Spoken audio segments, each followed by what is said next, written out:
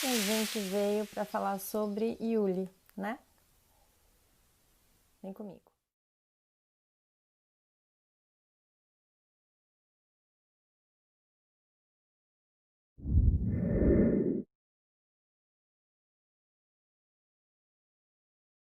Gente, que delícia! Eu amo Yuli, um dos meus sabás preferidos.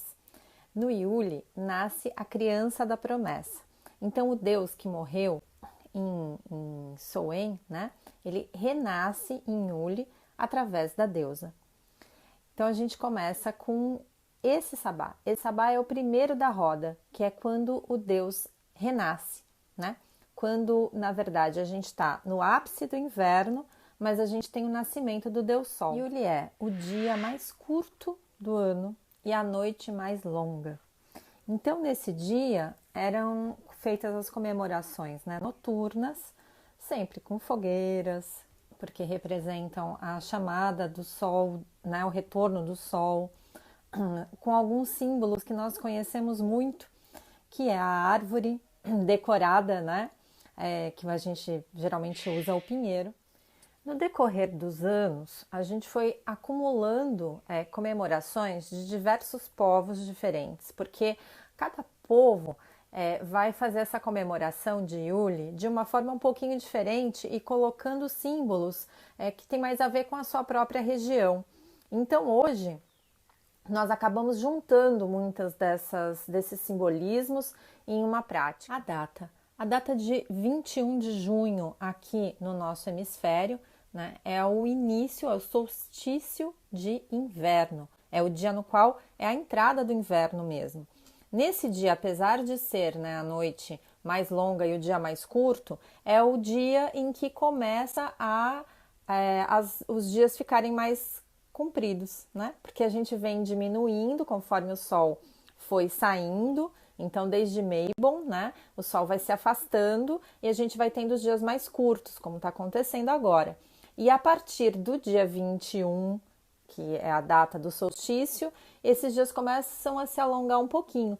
Por quê? Porque a Terra tá indo mais próxima, a gente está no ápice do inverno, mas a gente começa a caminhar para a primavera. Lembra que é por isso que chama roda do ano, porque vai rodando, tá? A comemoração. A comemoração é o nascimento da criança da promessa, que é o sol que está retornando.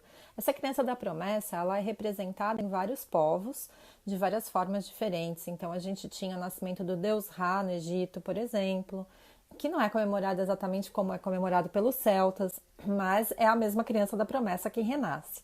E aí, você deve estar se perguntando: peraí, nascimento da criança, inverno, pinheiro, opa, tem um ponto aí interessante para a gente observar, hein? Isso mesmo, estou falando do Natal cristão.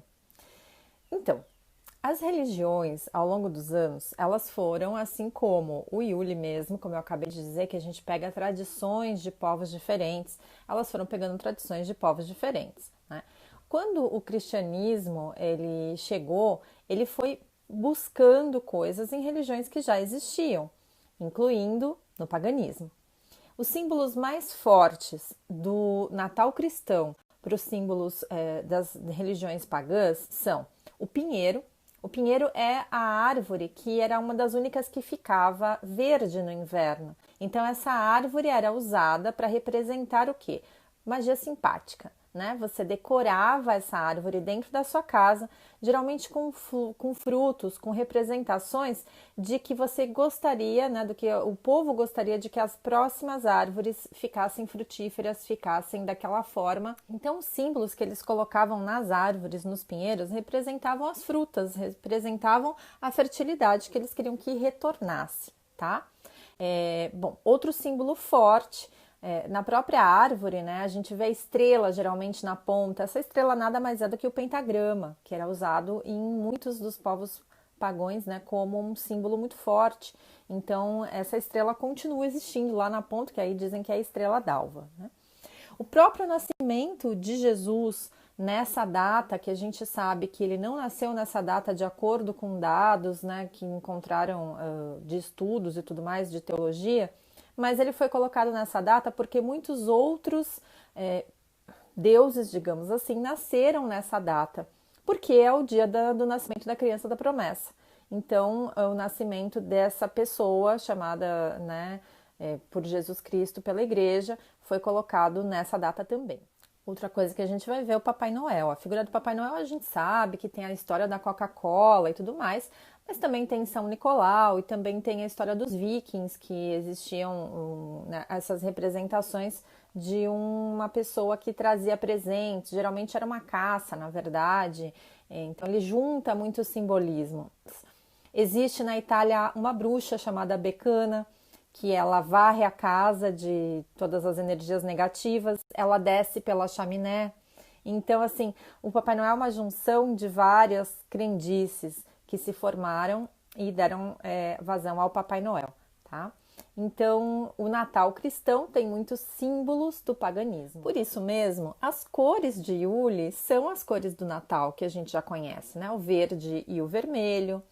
A gente usa assim a árvore, só que a gente até pode fazer a decoração de Natal que você está acostumado, pode colocar as luzes que você está acostumado no Natal cristão, que você acostuma a ver, entendeu? Porque o simbolismo deles, na verdade, é o que mais nós fazemos de decoração. Por exemplo, a gente tem a pinha, né, que é usada, aqui eu representei neve, né, com tinta mesmo e um pouquinho de glitter, e você coloca pedidos entre aqui as folhinhas, e você pode pendurar ou na sua árvore, ou você pode pendurar pela casa, fazendo uma decoração do jeito que você quiser, ou no seu altar. Normalmente a gente tem o tronco de Yule. Eu vou representar o tronco de Yule com esta vela. Deixa eu tentar mostrar melhor. Aí, a gente sai do cenário. Né? Essa é a minha vela de Yule, que representa o tronco de Yule. Gosto muito de trabalhar com as velas, né, com o elemento fogo. E essa vela, ela tem algumas representações. As cores de Yule, no verde e no vermelho. Ela tem a espiral, que sempre é um símbolo da roda do ano, é um símbolo utilizado em muitos sabás.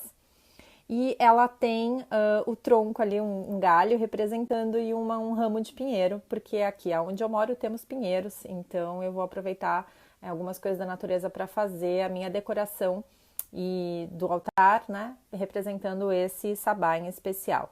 Esse tronco de Yule, ele era durante o período antes do Natal, ele era enfeitado com a forma como se quisesse, e no dia de Yule, ele era queimado na fogueira, tá? Então, eu não vou queimar, eu vou acender a vela, né, no dia de Yule. E é uma forma de representar, já que eu não vou poder fazer uma fogueira.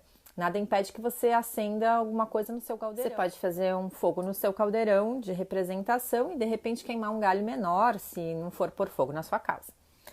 Essa é uma vela menor com o símbolo desse sabá. Este aqui é um símbolo do sabá de Yule, né?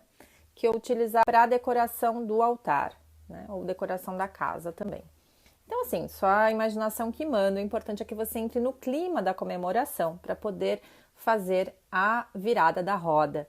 Essa virada da roda é importante que você entenda que além de a gente estar fazendo isso para se conectar com a natureza ao nosso redor, nós estamos fazendo isso para nos conectar com o nosso interno, com a nossa roda interna. Então, o que vai ser feito nesse sabá? Se você puder se unir com pessoas da sua família, é feito um banquete. Se você puder se reunir com o seu coven ou com amigos que também estudam paganismo, enfim, que queiram fazer a comemoração de Yule, você faz um banquete. As comidas são comidas tradicionais que a gente já conhece do Natal, mais ou menos, mas você também pode montar o seu próprio cardápio. Tem algumas comidas especiais que são feitas em Yule, mas geralmente tudo vira meio que em torno do pão e de coisas que eles tinham guardadas para o inverno. O altar é decorado, né? Você tem um ritual que você faz, aí dependendo do coven ou dependendo da tradição, ele vai fazer para deuses específicos. Então tem vários deuses que podem ser usados como o nascimento do deus Sol, né? Tem vários deuses Sol em vários panteões de deuses. E eles são utilizados nesse sabá, né? São reverenciados. Na parte interna, como eu estava dizendo, né? Você entra nesse estado de inverno, de se voltar para você mesmo, de poder se compreender, de você entrar num tempo de espera, num tempo no qual você vai se trabalhar na sua transformação de autoconhecimento para trabalhar esse renascimento para a volta na primavera, tá bom? Então eu desejo um feliz Yule para vocês, com muito amor, com muita união, e que esse tempo de espera, esse tempo de neve, esse tempo de congelamento nos traga evolução. Um beijo e blessed be!